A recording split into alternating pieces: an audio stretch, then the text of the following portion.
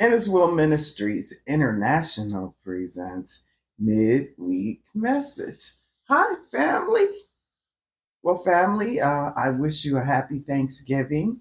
And this Thanksgiving Eve, I want to talk about domestic violence. The holidays come and people are in the house together when they're usually working, and alcohol, like sprinkle in some alcohol, sprinkle in some low emotional intelligence, sprinkle in some lack of anger management, and you got a recipe for some good old domestic violence. I had to take a class, so because I have to learn, you're going to learn. I'm going to start sharing my biblical Greek with you too. Yeah. I'm doing it, you're doing it. That's all.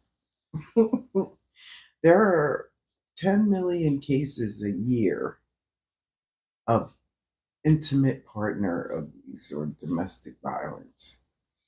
1 in 3 women, 1 in 4 men have experienced physical violence by an intimate partner. Only about 50% of domestic violence is reported to law enforcement.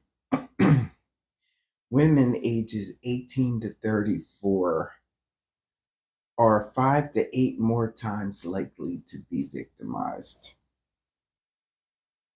Half of all women and men have experienced psychological aggression, and 80% of survivors also received emotional abuse. Family, it doesn't start with them whooping up on you. It starts with the emotional and the um, psychological abuse.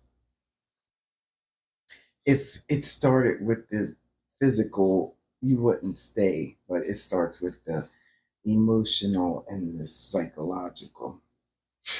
More than 3 women and 1 man are taken out every year. No, is that every day?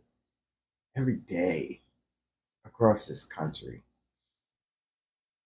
A gun in the presence of a domestic violence situation increases the risk of homicide by 500%. The LGBT community have similar or higher rates of domestic violence. So I say all this to say to you, especially if you have kids in the situation, make a plan. What are you going to do if something pops off? Are you going to be at grandma's squaring up, fighting? Are you going to fight in front of your kids? Are you going to, what's your plan? The first plan you need to do is figure out what you're going to do with the kids, because you don't want your kids seeing this. In Georgia, it's a whole nother charge. Like if you have a domestic violence situation and you abuse someone in front of the children, that's a whole separate charge. Like you get charged with domestic violence, but you also get charged for endangering the welfare of a child, for performing domestic violence in front of the kids. So, family, what are you going to do with the kids? Like, let's make a plan. There has to be someone that you trust, and that person that you trust, you have a safe word with them.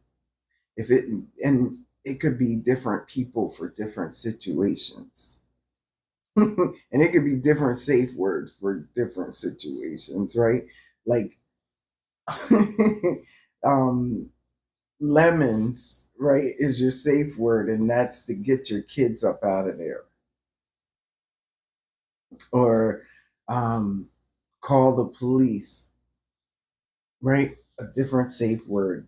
And a different person, like if you're going to your families, somebody in your family, safe word.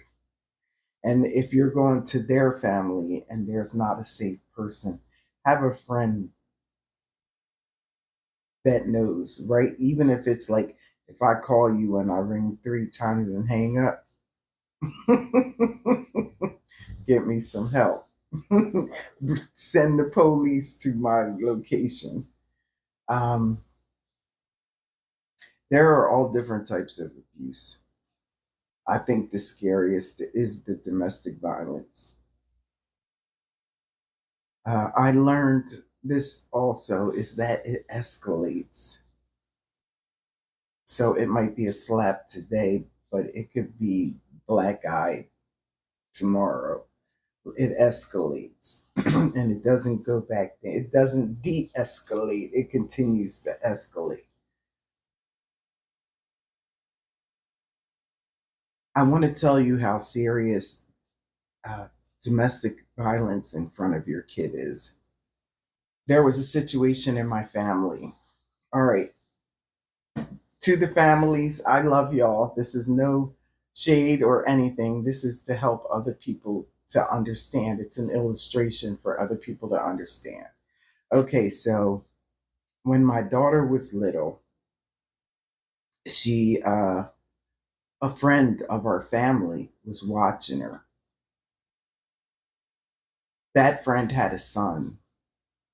And so I went to pick up my daughter one day, and the neighbor comes out with her, and she's like, I have to tell you something happened.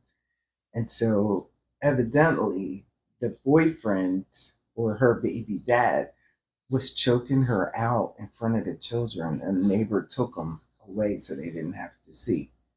But that the son grew up seeing and witnessing and domestic violence against his mom.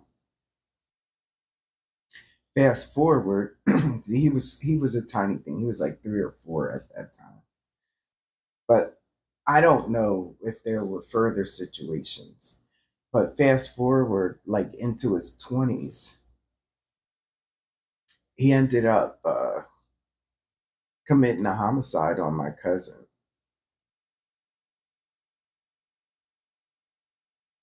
Domestic violence has an effect on the children. If you think you're staying for your children, you're not.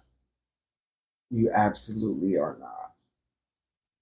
Odds are you're teaching your children. You're teaching your children that that behavior is okay. And that's not what you want for your children, for your girls or your boys. So, family, all I can say is make a plan. Besides making a plan, make a paper trail. And that requires you calling the police. And I know for you men, like that's humiliating or whatever, but this is about protecting yourself. And you may still want to be with this person and you may still love this person, but you have got to start making a paper trail, making report. Even if it's just the cops coming out there because they notate that. So family, take this seriously. Don't be a statistic. And if you need help, there's a domestic violence hotline. I'll leave the number in the description box. I noticed it was a Debbie Downer. I should have done this last week. I'm sorry, but we have to be ready. Make a plan. Make a plan for you. Make a plan for your children. Join us again next time when Innis Will Ministries International presents Midweek Message. Until then, bye. Happy Thanksgiving. Bye.